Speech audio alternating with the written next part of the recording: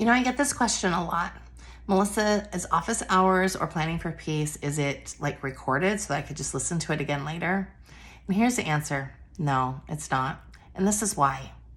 I really want that to be a safe space. I want that to be a space where you are free to say the things you need to say. You are free to be frustrated with your life, frustrated with your kids, frustrated with your partner, and let us help you pull it all back together and build it back up again. Because you can't do that if you're worried about somebody listening to it again later. So the answer is no. We don't record our live things anymore. Just for that, we really want to protect you. Hi there. So today I'm going to talk about something that is really something very near and dear to my heart. And if you see me going from my eyes up here to my eyes down here, it's because I am recording on my phone so I can immediately release this to Instagram and recording on my computer for our podcast. So today's topic is one that it's a hard one to go through. And it's the topic of divorce. Now, I have a vast experience in this space, both from my own divorce and working with like really hundreds of women over the last almost 20 years that have gone through this space. It's a hard space. And what I will tell you, I've had 5 children. I've had a stroke. The divorce was the hardest thing I ever did because I knew while it was a journey to break free from where I was, it was going to hurt, and it was going to hurt me, and it was going to hurt my children. And that's really hard as a parent. So maybe this will bring some healing to you if you're not going through a divorce, but you are a child of divorce. When we make the decision as a woman, and probably even to some degree as a man, if a man initiates, for the same reasons, not just so he can go and have fun and play, but we take into account everything that's happening. I also was a child of divorce, and I know why.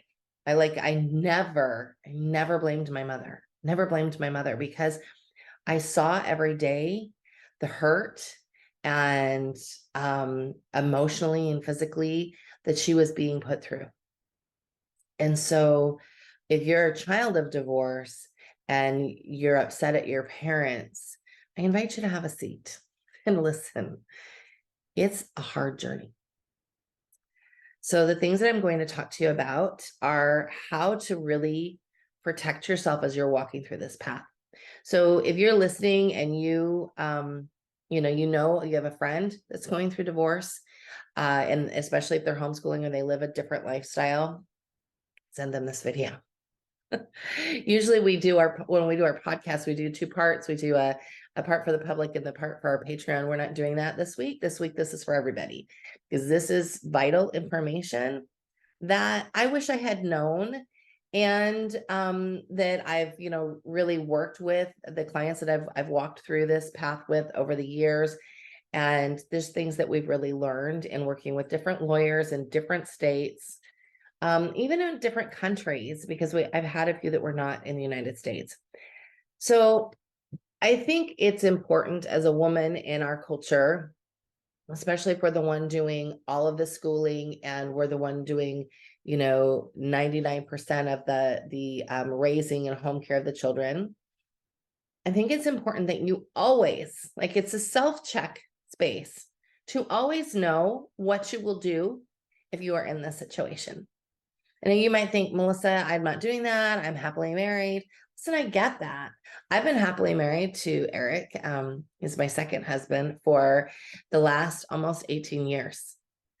But I know what I would need to do if something went south. That's just part of the lessons you learn as you're going through this. Because going through it one time is wretched. I would never want to go through it again. Now, my husband and I are very happily married, like newlyweds. I would tell you, I can count the number of fights we've had on one hand. We have a very good marriage. And in fact, he and I do a lot of marriage coaching. So if you're in a spot where you're not quite sure, you really don't want a divorce, but you've got things that are rocky, message us, because we do a lot of coaching for families that are going through challenges to help get them through to the other side, so you don't end up in divorce. Because I'm not a divorce advocate. I am an advocate, though, of a healthy space. So whether that be a divorce or fixing it, I'm an advocate for everything being healthy. And that means that you feel good in where you are as a woman, and that you feel strong, and that your partner also feels strong. Like, it's not just about me and my marriage. It's not about everything that Melissa needs. It's about what Eric needs too. So he and I do a lot of give and take. That's part of being a grown-up. That's part of like walking this path. But where it becomes a problem, and where I needed a divorce in my previous marriage, is when things are not going well, and there's no like work on the part of the other party to help things go well. Like, I went to therapy with my ex-husband for many, many years before I made this decision. It was not a decision I made lightly. And in fact, it was a decision that brought me a lot of torment and a lot of guilt for many years. And, thankfully, my adult children all don't hold me blameless, or don't hold me at blame, at fault. But both of you are at fault. Both of you have done things to contribute to the situation, even where there's abuse. And I'm not saying you deserve to be abused. I'm not saying that at all. But when I went through a lot of emotional and verbal abuse in my relationship with my ex-husband, and at the end of the day, I had to take responsibility for allowing it to get to that place. He and I were married for 13 years, and I should have stopped it when it happened the first time, and not allowed it to build. And so, really laying a boundary and understanding your personal boundaries is super, super important. Get healthy if you're not healthy. Get emotionally healthy.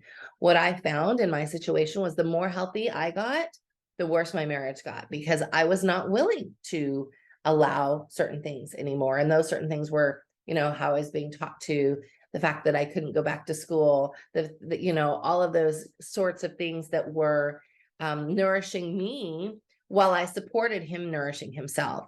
So you want to really make sure that you get yourself in a good space, and really ask yourself, is there any other way?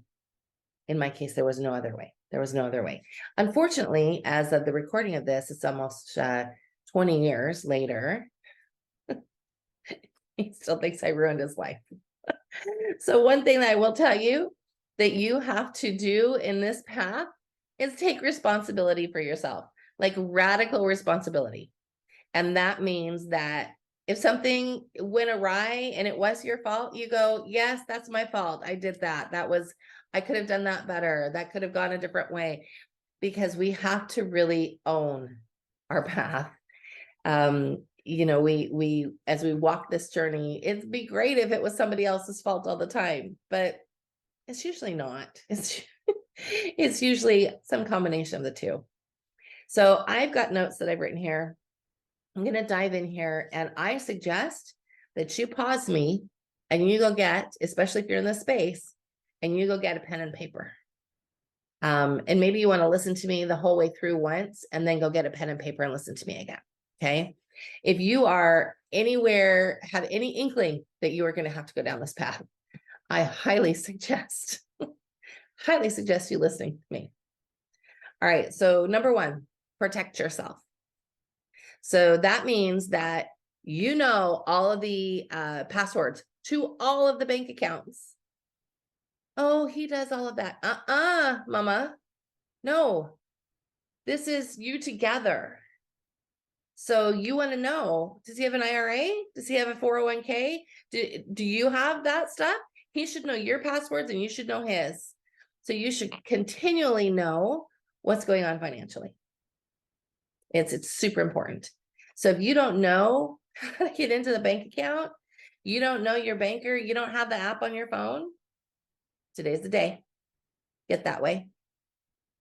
You want to make sure you take a lot of notes. So if there are things, if you are in a situation where there's abuse of yourself or your children, you best start noting it. Get really good at noting it continually. Either get yourself a notebook. I like to use, I like to suggest using your phone. When I went through this, I didn't have a phone to use. So I carried a little notebook with me and I wrote everything down. And then I would go to the computer, but I would go to the computer at the end of the day, because, I didn't have a phone then. And I would have my own password protected diary. And I would put in the information, the date, the time things happened, and save it there. It's really important that you take notes. Notes will set you free in so many ways. So again, if there's abuse going on, there's things that he says to you, whether they be threatening or anything like that, you want to document it so that you have that when it's time to go the legal route. If you are homeschooling, I cannot say this enough. Follow the damn law, period. Like, I am a fly by the seat of my pants, love what I do, would homeschool like from the grave. Honestly, I love homeschooling. But when I was in this space, I had a wake-up call, like, oh wait, like what does the law say about this? Fortunately, I was in Idaho. In Idaho at the time, I don't know if it's changed now, but we had no laws. We could decide we wanted to homeschool and that was it. But please know that when I did that, it was many years before now. So it was, like I said, almost 20 years ago. And so but I knew that if I wanted my lawyer to stand up for me, I'd better have my crap together. So if you're listening to this and you're homeschooling and you're not keeping track of anything, you're not like, I understand you're in this like, oh, we're just going to go and be free. No, stop thinking that will get you in trouble, especially if you're in this spot. And I don't, I have so many mamas that are like, we're going to go through a divorce, but he says he's okay with homeschooling. I don't care, because divorce brings out the worst in people, the worst. And out of all the years that I've been doing this and working with families, I can count on one hand and have fingers left over for the families where it went the way they wanted it to, like where both mom and dad decide, hey, we're just going to get a divorce. It's going to be fine. Like, I always laugh when I see celebrities. They're like, yeah, we just decided we couldn't be married anymore, but everything's great. We're going to co-parent. That doesn't happen 99% of the time. Because if you were both so evolved, guess what? You wouldn't be in this spot. So protect yourself. Make sure you're following the law. You can go to hslda.org, look up your state. You're not in the United States, they have some international information on there as well. Find out what the information is that you need. Do you need to report to somebody once a year? Should you be testing once a year? Should you be just keeping a portfolio? Do you need to keep track of attendance, that kind of thing? Follow the law. And if you haven't been following the law to this point, then you take some time to sit down and you write out everything you've done with your child or children before now, so that you have record. And then you find yourself a lawyer that is sympathetic to homeschooling. There are so many more of them now than there were even 4 years ago. So I'm just telling you, following the law is the most important piece. And it might be something so simple, excuse me, as registering with your district. Do it. I get it. You don't want to be on the radar. You don't want the government in your business. I get it. I understand, like, so much more than you think. But this is a situation where you don't want to mess around, because your kids could get taken away. I get messages every day, or at least every week, from families that are saying, hey, my friend, she had her kids taken away. And I go, how does that happen? Well, she was supposed to register and she didn't. Don't give him any reason to report you at all. So take a look at yourself. That's what protect yourself means. It means you're taking like self-inventory. What should I be doing that I have not been doing? and get it done. It's super, super important. Super important. Stay in a good headspace. So as much as it will make you feel better to yell at him and say the things you want to say to him, hold your tongue. Hold your tongue. The only thing that I wish I had done in my situation was hold my tongue more. Like if 50-year-old Melissa could go back and tell like 31-year-old Melissa something, it would be that. It'd be like, Melissa, shut up. Shut up. Doesn't matter. You're not going to, you might feel better in the instant. It's not going to help in the overall. In fact, it might hurt you. So be in a good headspace. That means you're a praying person. You pray. You pray like it depends on God, and you work like it depends on you. Okay. So it is important. Stay in a good headspace. If you prefer meditation, I do both. I'm like, I could use all the blessings I can get. I'm doing both. Definitely stay in a good headspace. That means every day. And it doesn't take a long time. 5 minutes meditating or in prayer lasts you the whole dang day. So if you need to, to pray, sorry, it's getting hot in my office. Oh, turning the fan on. Do you need to, to pray so that you can stay centered or to meditate? Take the time. Like you tell your kids, Mama loves you. I'll be back in 2 minutes. Go get it in. Get that time and get centered, get grounded, and stay there. Every time you feel yourself getting angry, getting annoyed, getting like you just want to hit somebody, you don't want it to be a child that you spank, or you don't want to be like accused of battery by your ex, go get grounded. Like it's not hard. It's not hard. You're making it harder than you need to. Get grounded. Consider therapy for your children. So that saved my bacon, y'all. Saved my bacon because I had already thought about it in advance. So there was already a therapist. So when we had lawyers involved and we had judges involved, there was already a person that could see how the children were doing.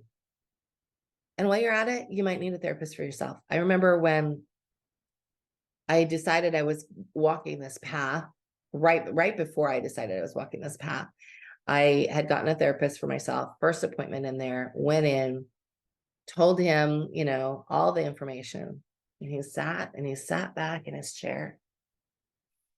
And he said, Melissa, I'm not here to help you save your marriage, but I will help you walk through your divorce. And it was like somebody finally allowed me to be okay with it because I was like unhappy and in a really bad spot with my ex. So find that person that can help you document. It was great because he could help me document, right? He could document every time I came in there. And then we found somebody for the children. I think it's really important, but you do need to be very choosy, especially in today's world. Be very choosy, interview them. And in fact, you might even want to find out, you could call the clerk's office in your area and find out who the judges generally recommend, because they're probably going to end up with that therapist anyways if you end up in custody dispute. Okay, if you are medically opposed to each other, maybe you don't, I'm going to say some really inflammatory things, so excuse me. You might be like, okay, I'm done following Melissa. That's fine, bye. But hopefully if you're here, it's because you know these things about me already. If you're medically opposed, as in you don't want to vaccinate and your ex does, you want to find a lawyer that has like some common ground. And when I was at this almost like I said, almost 20 years ago, it was unheard of. But I was in the state of Idaho, which is all freedom-minded. So at least it was then. I don't know where they are now. So it was fairly easy when I found my lawyer. Then he was like, oh, well, this makes sense. You have a child with autism. I understand why you don't go down this road. And it ended up, when we were doing a lot of mediation, we were on both sides, my ex and I, of a conference table with our lawyers there. And he was going on and on and on about how he wanted to catch the others up and get them fully vaccinated. And the words that I said were, do you agree that our oldest child has challenges? And he said, yes, I do. I said, then by all means, if you want them to all have challenges, go right ahead. I'll let them know that it was you. And the lawyers were like, you can't do that. I said, watch me, because you know what? I am absolutely going to let my child know, well, I fought for you. You don't want to pit your children against their parent, but you also want to make it pretty clear that you ain't going to stand for it. So get on the same page if you can get on the same page. If you're somebody who, like, medical freedom is really important to you, then you give them the information they need to have. And if you still lose that fight, that battle, then I suggest you find all the homeopaths, all the naturopaths that you can find to chelate as much of that nonsense nasty out of them as you can, so that they are healthy and they grow healthy, and do all the other things that you got to do. For this child, my oldest that has autism, when I finally was able to get him in front of a specialist, because I was in this court nonsense, the guy said, I always tell the parents that I work with to take it easy on media, to make sure they got plenty of movement, to watch their diet. He said, you already do those things. I said, great. Just let the judge know that I already do those things. You want to do your homework. You are in that spot where you've got a child that's got special needs, and your soon to be ex will not feed them the way they need to be. Document it. I was in a situation where my ex wouldn't. He wouldn't. My son was allergic to wheat, and he would go and eat a bag of hamburger buns as a meal because he thought it was funny. So a judge said to him, is there any reason why you can't feed your child properly? And he couldn't say anything. No, I'll do better. So you want to have that on your side. And if there are reasons for you to ask for full medical decision-making, ask for it. Hopefully you can get on the same page about your children. That's what is maddening about divorce. It starts off being between parents, and then the children end up volleying back and forth. And we don't want that. It's not their job to fix us. And it's not their job to be the go-between. And that's often what happens. And like I said, I can't say that I was blameless. I sure worked harder than I think he worked. But I've also forgiven myself and asked my children for forgiveness for all the times that I slipped up and screwed up. Okay, if you're opposed with school and you're wanting to homeschool, or you have been homeschooling and he wants to send kids to school, which I just have to say, is so bananas. Because if we're homeschooling, especially if you've been at it for a while, you're doing all the dang work, or at least most of it. He's not doing any of the work. So why does he care? So he could tell guys at the office, oh yeah, my kid plays football at the high school. I don't care. If your child has been homeschooled for the last few years and you want to continue to homeschool, then listen up. So one, you got to find a lawyer that is going to support that. So again, you want to make sure you follow the law and find a lawyer that will help you follow the law. Two, be honest with yourself. Where'd my other post-it note go? There it is. You want to do an evaluation for yourself. And this is why, if you've been following me with Planning for Peace, this is why I evaluate so much. I learned to evaluate when I was in the spot with my ex-husband. I learned to do these evaluations because I needed to cover my hiney. So ask yourself, how's it going? For you as a teacher, are you taking all of the time you need to plan? Because teachers plan, and you're a teacher. Are you documenting? That's one reason why Planning for Peace is awesome, because you're documenting everything in Planning for Peace. You can go back and check when you're done with it. Yes, we did this, so that you can, I've had clients take their Planning for Peace journal to their lawyer and say, this is what we've done. It's a beautiful place to be in when you have all of that documented.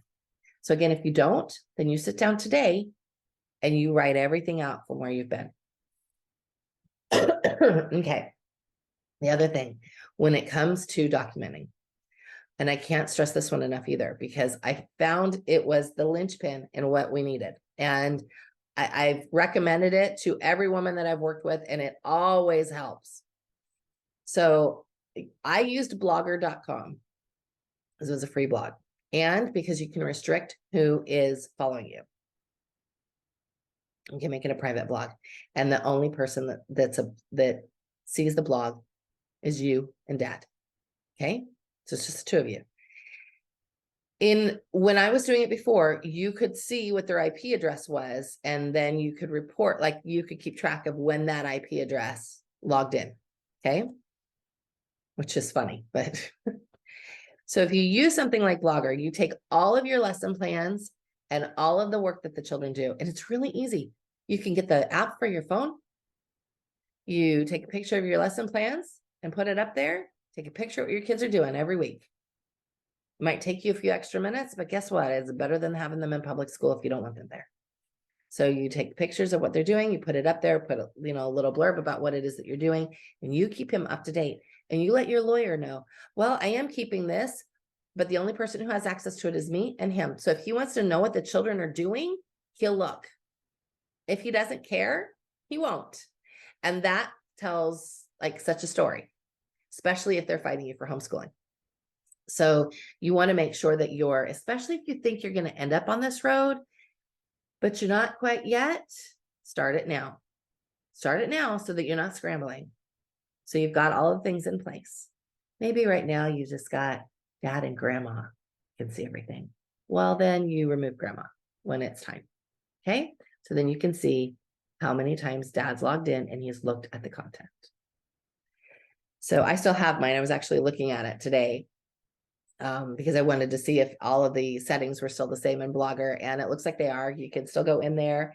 You can still view things based on, just the person that has access to it.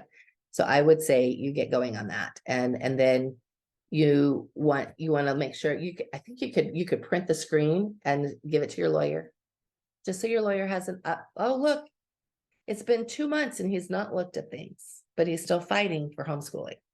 So the other thing you want to do is really stay on top of your lessons. One thing that I had to go through was my ex was like, they're not getting enough socialization. So I took a wall calendar, and I wrote out everything that we were doing for the month, all the play dates we were at, the times we went to church, the times we were at co-op, all of those things, so he could see they had plenty of time with other children, all the lessons they were going to, that kind of thing. So that way you're covered there. The other thing I would really say is important, especially if they're fighting you about this, is to involve them in homeschooling. So I would say to my ex-husband, okay, this is what Harry or Jacob or Ellie are studying this year. Which things do you want to help me teach? No, you got it. It's all good. Would you be opposed to me sending them with reading material so when they come to your house, they could read? My favorite answer was, no, that's my time. Oh, really? Because if they're in public school, they're bringing their homework to you. They are. They're bringing their homework and you're going to do homework with them. So you get to choose. All right. So the other things I would say are stay on top of your parenting. Keep notes on everything. Do not lose your shiznit at your kids. And when you do, fix it. Fix it. You're going to, because it's like the most stressful you're going to have in your whole life, probably. When I think about all the stressors I've had in my life, my divorce was the biggest stressor. Yet I didn't have a stroke until later, but my divorce was my biggest stressor. So you really want to stay on top of your parenting, stay on top of your inner work, keep notes on everything, find a good lawyer. Don't be afraid to interview. I know it's hard. Money wise, I think that's like the biggest scare, honestly. I remember when I was going through mine, I sold math gnomes. If you follow us, you know that we've been, we put math gnomes in our math curriculum, as per the work of Steiner, of course. But I made math gnomes and I sold math gnomes. I made them and sold them, and every now and again I'll have somebody message me and say, "Hey, I have one of your originals, from like 20 years ago. I found these while I was cleaning out the school room." But find something, set yourself up a bank account. If you don't have a private one, even if it's just a savings, start moving money in there. I would say if you're sharing an income and you know this is happening, like every time you go to the grocery store to buy groceries, get $20 back, put it in that fund. See if there's somebody in your family that can help you pay for it. Do a lot of the legwork yourself if you can, so that you can save yourself money. Make yourself familiar with the law. Rely on friends that you trust, but also be careful who you trust, especially if it's somebody who's known you in your married life. And don't forget to laugh. Don't be angry all the time. Really take the time to breathe out. And, when my kids started going, we had shared custody. My kids went with him 50% of the time in the first few years and until he lost custody. But it was hard, but I took that time to really work on Melissa and like really start to like me. It's how I attracted a husband that treats me like a queen, by really looking at what it is that I want and how I could do this differently. I remember the first because we had like therapy for all of us it was like I can't even think of what it was called, like co-parenting therapy. So much therapy. Gosh. I think when I think about all of the adults that knew all of our shiz, I go, holy crap. All these people that knew everything was going on. Excuse me, allergies in Florida are driving me a little crazy. Anyway, I remember the first therapist when we were all together, he got me alone. He goes, you realize, right, that you married the exact opposite of your ex-husband. I said, well, wasn't that the point? Why would I choose somebody that was exactly the same or that was anywhere near the same? I chose the exact opposite. It was just kind of a funny realization. And, I'm going to say too, in that realization, as you're going through this process, and not now, if you're just the beginning, save it for later, but do take stock at some point and really spend time forgiving him, forgiving you, owning the parts, even if you just own them to yourself, owning the parts that you could have changed and done differently, and then accept the space and move on from the space and love yourself and allow yourself to call into your life what you truly need. My divorce was hard, but I wouldn't trade it for anything. I wouldn't. It was the path I was supposed to take.